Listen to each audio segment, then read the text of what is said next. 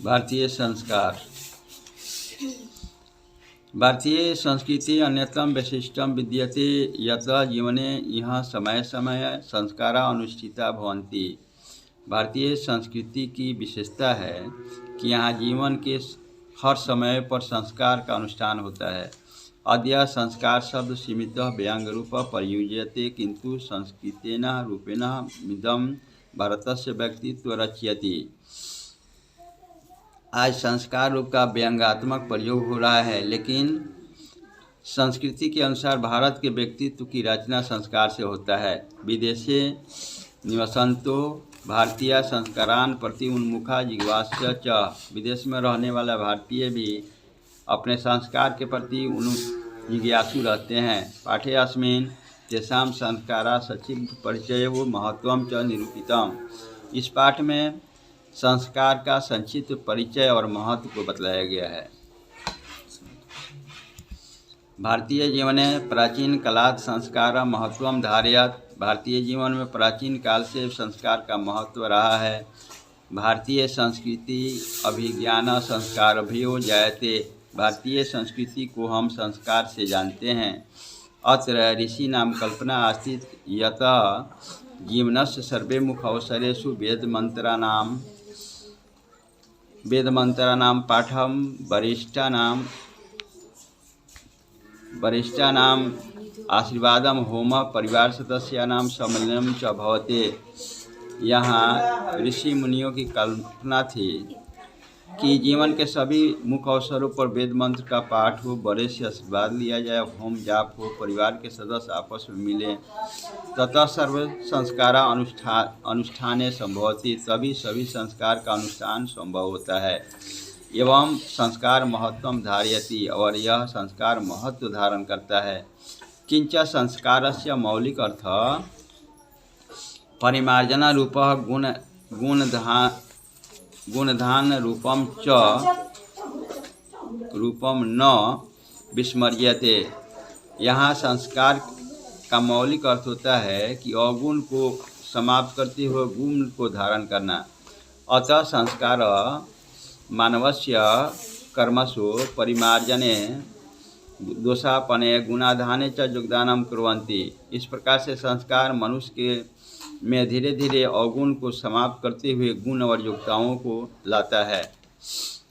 संस्कार प्रायेण पंच विद्या सन्ति। संस्कार प्रायः 5 तरह से होते हैं। जन्म पूर्व त्रयः, जन्म के पूर्व 3, गौशैशव षडः, शिशु संस्कार 6, शैक्षणिक 5, शिक्षा संस्कार 5,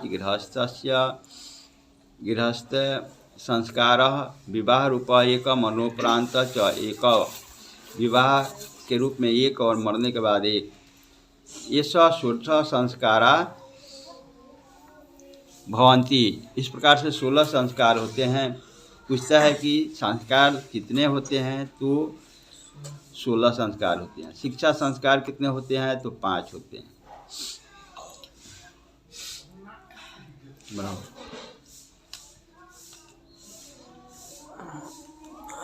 चेती त्रयो भवन्ति पुष्पन और सीमांतरण, ये 3 होते हैं।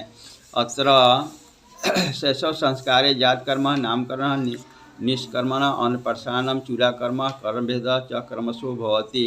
शिशु संस्कार में जात कर्म, नामकरण, निष्कर्मण, अन्नप्रसारण माने अन्न खिलाना, चूड़ाकर्म माने बाल मुड़वाना, कर्णभेदम माने कान छिदवाना इत्यादि संस्कार होते हैं।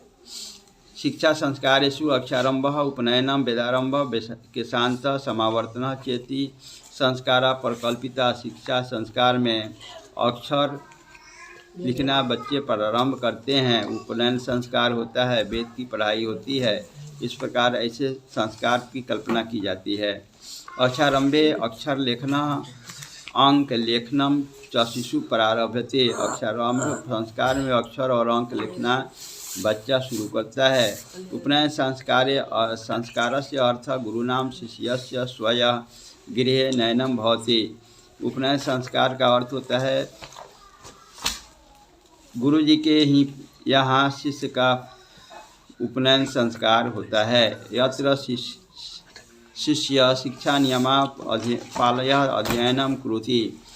वहाँ विद्यार्थी शिक्षा के नियम का पालन करते हुए अध्ययन करते हैं। ते नियमा ब्रह्मचर्य व्रतो समाविष्ट, व नियम पूर्वक ब्रह्मचर्य रहते हैं।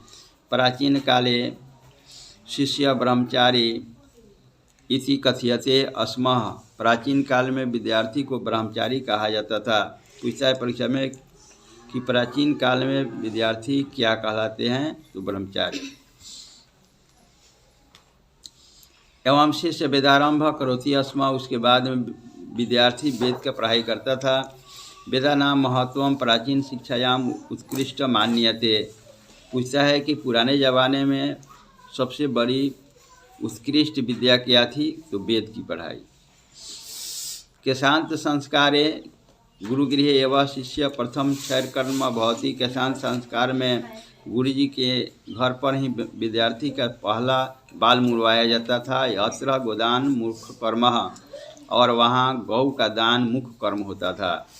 विद्यार्थी गौदान करते थे। अतः साहित्य ग्रंथे अस्य नामकरण गोदान संस्कारम अपि लभ्यते। इस प्रकार से साहित्य ग्रंथ में इसका नाम गोदान संस्कार भी मिलता है। पुनः समावर्तन संस्कारस्य उद्देश्य शिष्यम गुरुगृहात् गृहस्थ जीवने प्रेषितः। समावर्तन संस्कार का उद्देश्य होता था कि विद्यार्थी को गुरुजी उसके घर भेजते हैं। शिक्षावसाने गृहं शिष्यान् उपदिश्य गृहं प्रेषति। शिक्षा समाप्ति के बाद गुरुजी विद्यार्थी को उपदेश देकर उसे घर भेजते हैं। उपदेशु प्रायेण जीवनस्य धर्म प्रतिपादयन्ते। उपदेश को जीवन भर धर्म की तरह पालन करना होता था। यथा माने जैसे सत्यम वदः धर्मचर स्वाध्याय नामा प्रमदः, यानी हमेशा सच बोलो, धर्म का पालन करो और पढ़ने लिखने में कभी भी घमंड मत करो। यह उपदेश देकर गुरुजी शिक्षा समाप्ति के बाद विद्यार्थी को घर भेज देते थे। विवाह संस्कार पूर्व में वह मनुष्य वस्तुतः जीवन गृहस्थ जीवनम प्रविशति। विवाह संस्कार के बाद में विद्यार्थी गृहस्थ जीवन में प्रवेश करता है। विवाह पवित्र मतः यत्र नाना विधानि कर्मकांडानि भवन्ति। विवाह एक पवित्र संस्कार है जिसमें अनेक कर्मकांड होते हैं। तेषु वाग्दानम मंडप निर्माणम वधूगृहे वरपक्षस्य स्वागतम वरपक्षियों परस्पर निरीक्षणम वरवधियों परस्पर निरीक्षणम कन्यादानम अग्निस्थापनम पाणिग्रहणम लज्जाहोमनम सप्तशती सिंदूरदानम इत्यादि। यानी विवाह संस्कार में वागदान मंडप का निर्माण होता है। लड़की के घर पर लड़कों वालों का स्वागत होता है। वर वधू का निरीक्षण होता है। कन्यादान होता है। अग्नि स्थापना होता है। पानी ग्रहण होता है। लाजा होम सप्तशती सिंदूरदान इत्यादि कर्म होते हैं। कर्मतः सर्वत्र समान रूपेण विवाह संस्कारस्य परायेण आयोजनम भवति। हर जगह समान रूप से विवाह संस्कार का आयोजन होता है। संस्कार पूर्णतः जीवन चक्र च भ्रमति। इस प्रकार यह संस्कार जीवन चक्र में घूमता रहता है।